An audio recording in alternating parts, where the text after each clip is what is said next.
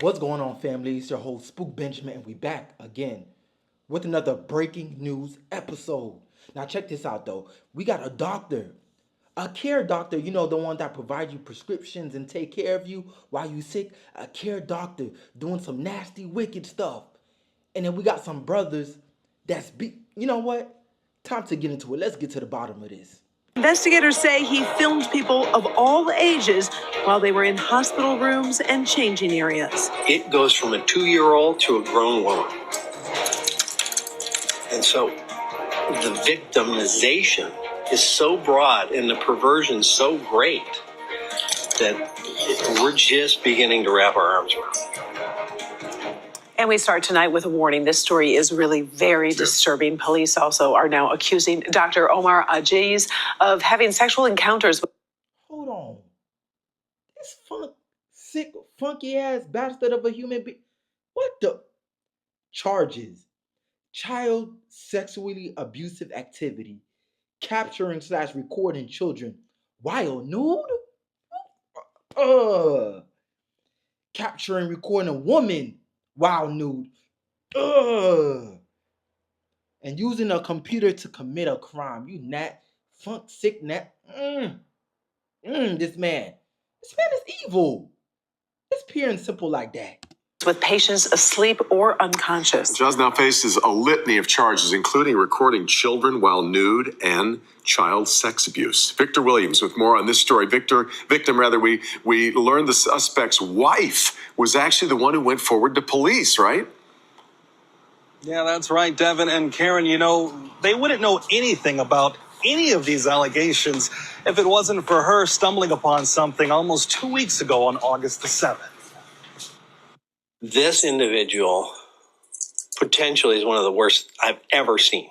Sheriff Michael Bouchard on the allegations made against 40-year-old Rochester Hills physician Omar Ajiz. It's not just children.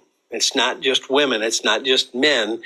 It goes from a 2-year-old to a grown woman. Ajiz is a 2-year-old? You watching him? Words can't describe this goddamn demon. Throw away the keys and put him in the goddamn dungeon where he belongs. In a goddamn secluded dungeon too, by himself. And let him rot in there for good and for life. Look at him. He looks sick, man. This is this is a nut job. This is a wacko, crazy nut job of a man. This man is, and then he over here, he got to put on the smiley face. You know what I'm saying? He got to put on that face and say, hey, welcome in my clinic. How may I help you?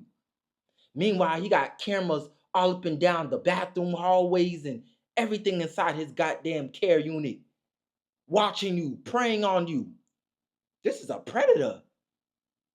And he was preying on people that can't, women and children.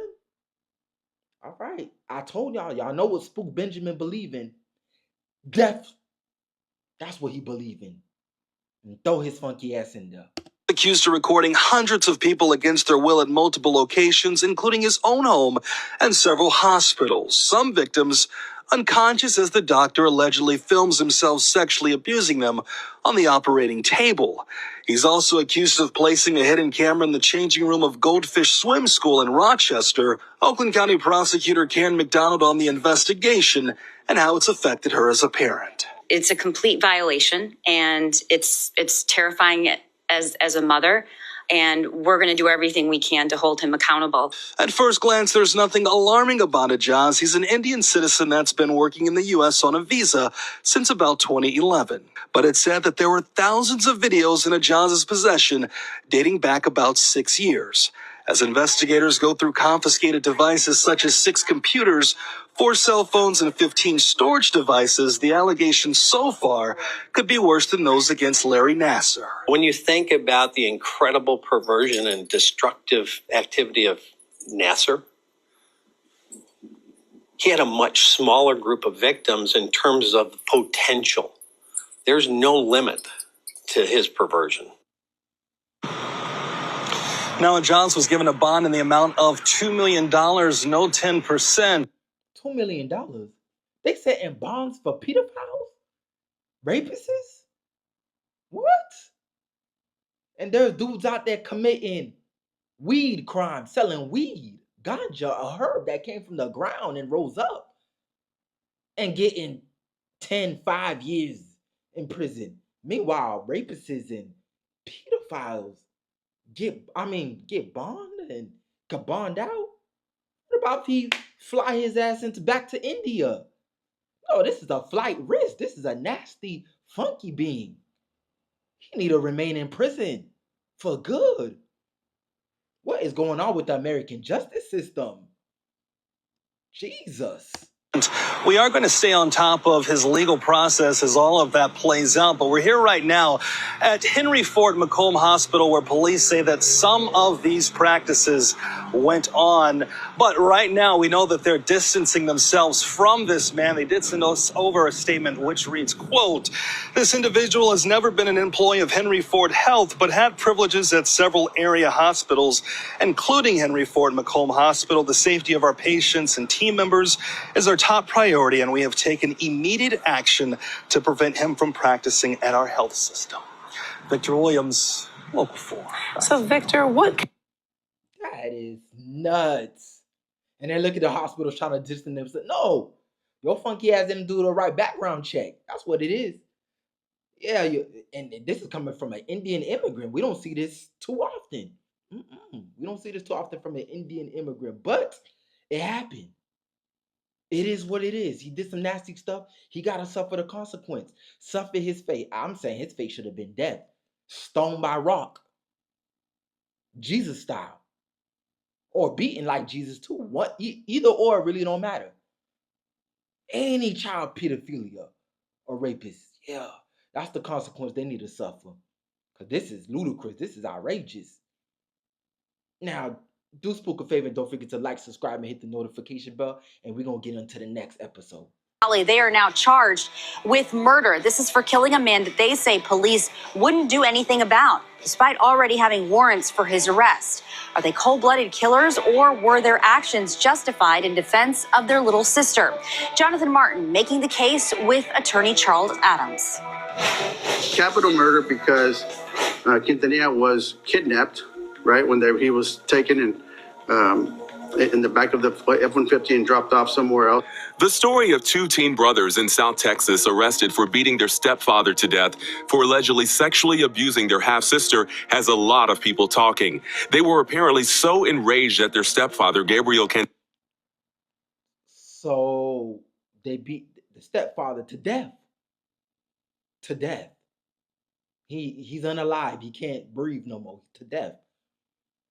For some child pedophilia stuff. You see, this go back to the last episode we just seen about these child pedophiles. Notice how they said the police wasn't doing anything about it, even though the police knew what he was doing.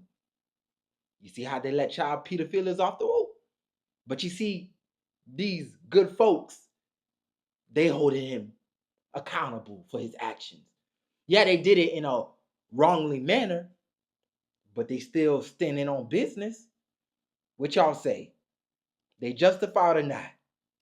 Quintanilla, they, along with their friend, confronted him at a home, beat him before attacking him 2 more times at another location, reportedly with brass knuckles, then dumping his body in a field where he was found dead. Clearly a crime, but was it justified? As in, if you are the defense attorney in this situation, what you're arguing is that there are these mitigating circumstances, the rape of their very young, small child, little sister, by their evil stepfather. Quintanilla did have a warrant out for continual sexual abuse of another child. I asked attorney Charles Adams if that history could help a defense. I mean, certainly it bolsters the perception that he was rightfully accused, right? Because it was a different victim. So now you have 2 young children claiming that they were sexually assaulted by this man.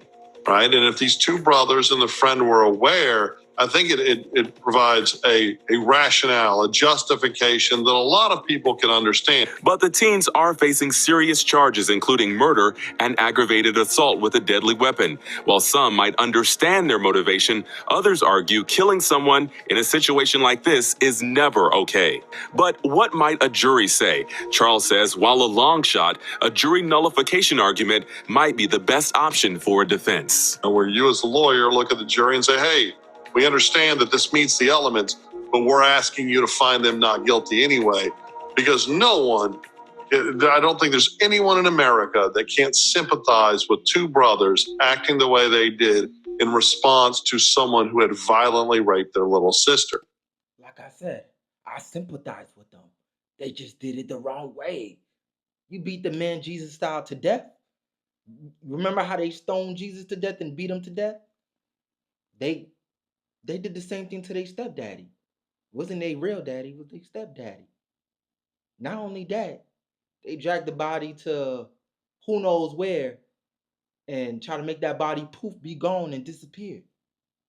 That's the wrong way to do him. That's the wrong way. You should have beat him, but not to death. Beat him to where he understand never do it again, but not to death. And then let they throw his funky ass in jail and let them beat his ass back in jail too. So he gonna get two types of beating. A beating from y'all and a beating in jail. That would have been the right way. That would have definitely been the right way. I don't know what y'all think. Let me know in the comments down below. Spook is about to sign out. I want y'all to keep y'all informed of the dangers out there. Women, be careful out there. Can't even trust your own doctors, as you've seen on the last episode. Spook Benjamin is out, and I love y'all and appreciate y'all for tuning in. Thank you.